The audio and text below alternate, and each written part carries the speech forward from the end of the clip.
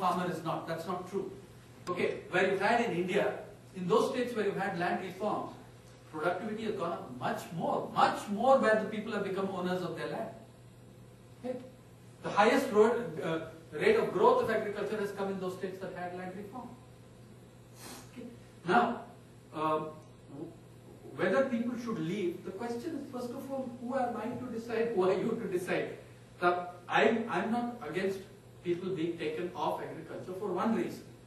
There are millions of farmers who don't want to farm anymore because it's driving them insane.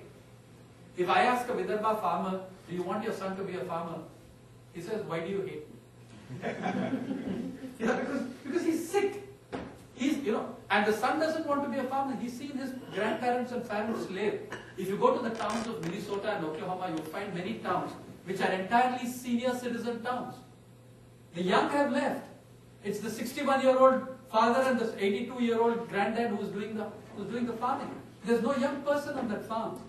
You can't force people to farm if they don't want to. But you can make farming less of a torture. You can also recognize that the production of food is the single most important occupation of the human race. And then you might have an entirely, one of my solutions, by the way, there are multiple solutions in the Indian thing. One, the broad ones, I'm saying recognize farming as a public service, like education, like health. Those who stay behind in farming, they are opting for lower wages, lower everything. Treat it as a service, treat it as a national service, the farm service. Because people are foregoing a higher level of income, a higher level of thing to put food on your table. I think that ought to be made a public service. That's one. In the specific policy measures, there are many that you can do. Okay? Apart from every year going and selling out in the WTO. One of the things you can do, for instance, is who are these farmers who are committing suicide? Where are the maximum shocks coming? Cash crop. From 2004, when the governments were defeated all over the country by farmers, after that we were able to force the central government to create a food crop revival mission.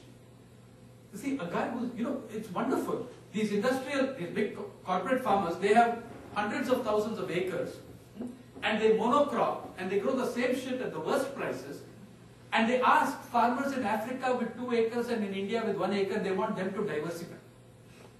The most wasteful gang on earth is not required to diversify. Huh? But a guy with 1.5 acres, what diversification will he? He should be growing food crop for his family. Right? But we've demonized and so denigrated food crop, and it gets no income, no money, therefore people take the miracle seeds and switch to cash crop and do that also happens. So that's one set of things. Now here are the things that you can do. I mean, I understand where your question is coming from, but I just had to make my point about industrial farming and its efficiency. One of the first things we can do has been recommended by the National Farmers Commission is, one, small farmers, subsistence farmers, move them and see that most of their acreage goes towards food crop. Two, a national and state price stabilization fund, like you have in petrol, like you have in gas. When the price of gas goes up too much, you kick in with a subsidy. When the price of gas comes back to normal, you withdraw. Have that crop price for the most volatile crops. Okay. Three, use your rights within the WTO protocols, horrible as they are, for preventing the dumping of US cotton that's going on massively at the rate of 1 million bales a year in India. It's selling coals to Newcastle and Newcastle has to buy. That's how it's structured. Four, credit. China has done one thing. Low interest and no interest loans to farmers in distressed areas. There's a large number of things you can do. At the same time, you're going to have to look, and that comes back to your question about those who want to leave, those who are leaving, where can they go? 40 years ago, when a guy left Maharashtra, rural Maharashtra, when he went to Bombay, you know what would happen typically? He would go to the mills of Bombay. He would work there, and at harvest time he would bunk and run back to the village in Raigad or Ratnagiri and do his harvest, where his wife would be.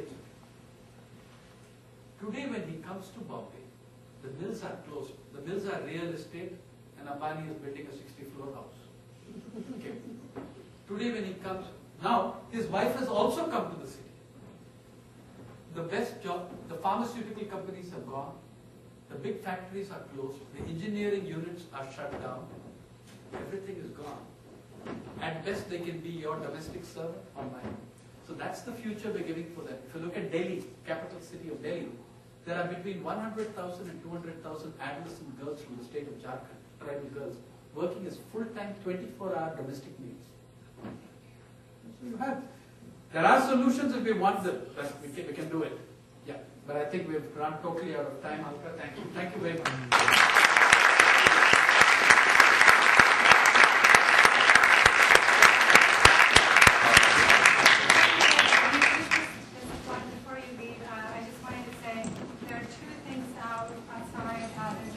Postcard for Bhopal that goes to Dell Chemical. Please sign that.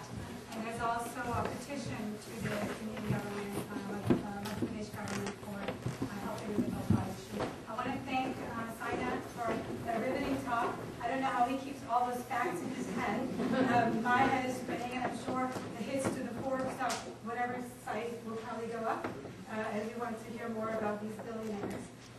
But I think one thing I just wanted to make sure we take away with all these separate things that we talked about, to tell a good story, you have to connect a person's story with a larger view.